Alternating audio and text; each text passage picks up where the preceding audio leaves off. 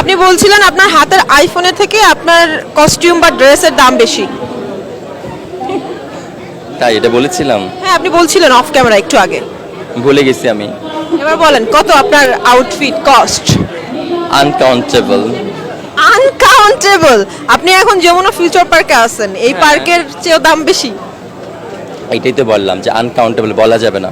তো কেন আমি আনকাউন্টেবলটা বললাম, বিকজ এইটা আমার পিছনে যে শ্রম দিয়েছি, এটার পিছনে বা এফোর্ট যে সময়টা দিয়েছি, এই সময়টা আমার কাছে অনেক বেশি দামি, যেটা হচ্ছে তোমার হচ্ছে পয়সা দিয়ে কেনা যাবে না। আচ্ছা, এই ড্রেসটা কতদিন ধরে বানানো হয়েছে? এটা বানাতে আমার বেশ সময় লেগেছে। এটা টোটালটাই একেবারে রয়্যাল জারদৌসির কাজ করা, এবং তার সাথে হচ্ছে জুতোটাও আমার ওরকম টাইপস করা আছে। অ্যান্ড আমি যদি পিছন সাইডটা আছে দেখবো? এখানে কাজ করা, হ্যাঁ পিছন সাইডটা দেখাতে পারো। আপনার চুলটাও সুন্দর। এটা একটা নিউ ডিজাইন, তো অনেকে ফলো করবে হয়তো।